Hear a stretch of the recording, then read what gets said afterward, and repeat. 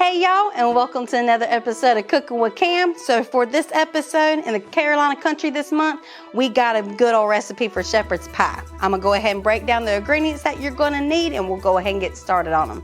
So for our potatoes, we're gonna need about 1/4 cup of sour cream, 1/4 cup of milk, salt and pepper to taste, of course. We also got 1/2 stick of butter, that's about 4 tablespoons. Later on, we're gonna top that off with about a cup of cheese. For our mixture, we got a pound of ground beef, we got a can of corn and a can of peas and carrots. We also got a teaspoon of rosemary, 1/2 teaspoon of thyme, about 2 cloves of garlic, so that's approximately about a teaspoon of minced garlic.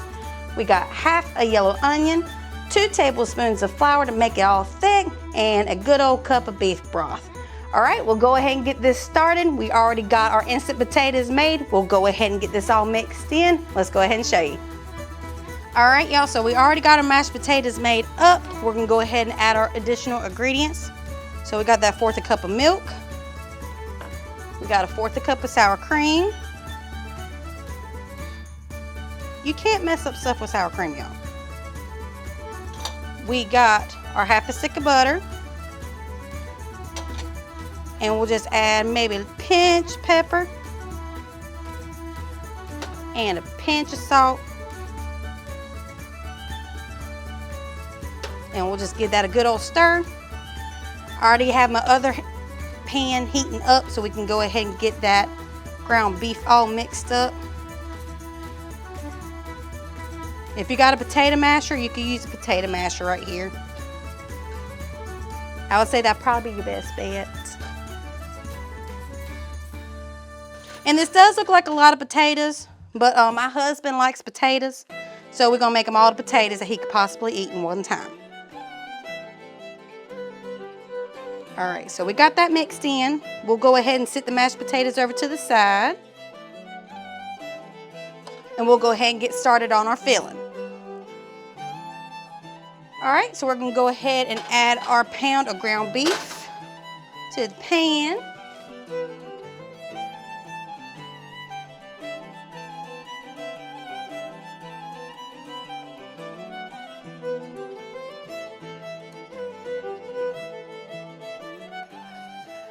All right, so the ground beef is ready. We're gonna go ahead and get this drained off of camera because this gets messy every time we try to do it. All right, so our ground beef is clean. We didn't drain it too much because we still wanted some grease in there for the onions. And we just get this going until it's translucent. And those onions will go ahead and soak up the rest of the fat that's in this pan.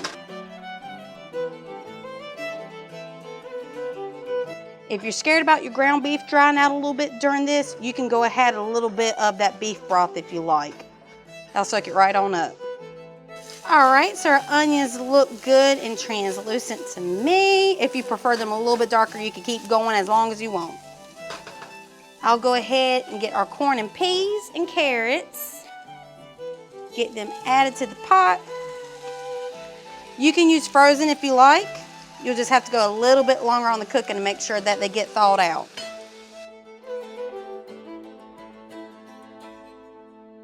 All right. And what we're going to do now is get our rosemary, thyme, and garlic. Get that added on in here.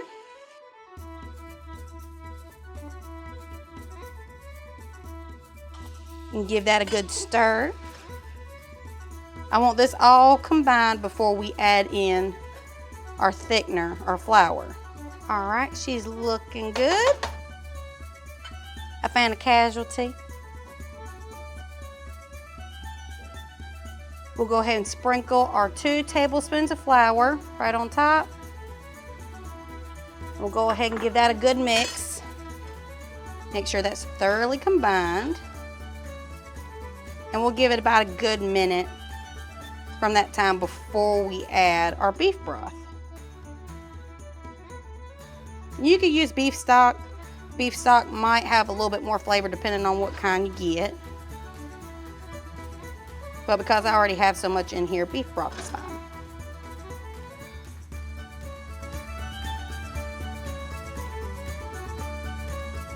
All right, she's looking ready. I'll go ahead and get that beef broth poured in here.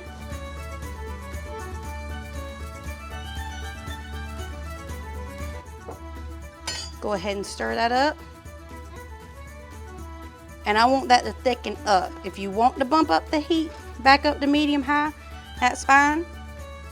Just leave it on here long enough that it gets to the consistency that you want. And I like mine pretty thick.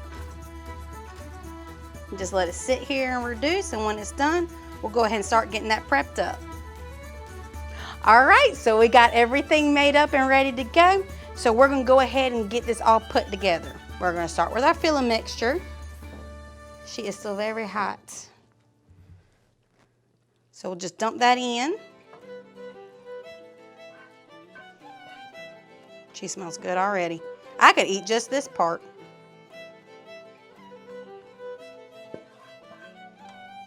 All right, we'll go ahead and get that spread evenly.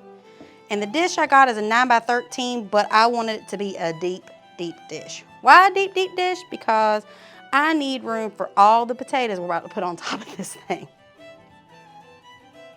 All right. And on the corn, peas, and carrots, if you just want corn in there, you can do 2 cans of corn. That's really up to you. You can do however you want on that part. We'll go ahead and get the mashed potatoes on here. And it does look like a lot of mashed potatoes because it is a lot of mashed potatoes. But again, my husband likes mashed potatoes.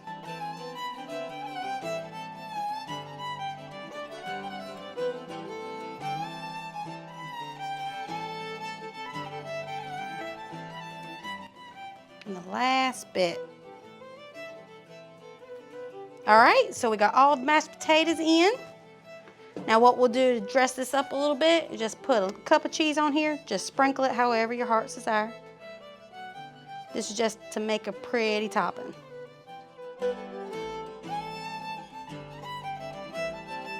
We'll just get my hands in it.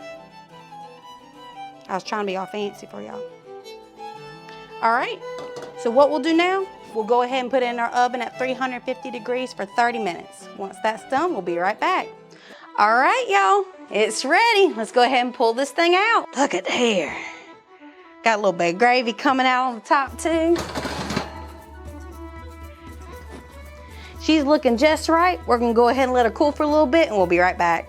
All right, y'all, so let's go ahead and dig in this shepherd's pie. Again, this is what we got going on in the Carolina country for this month. She is piping too.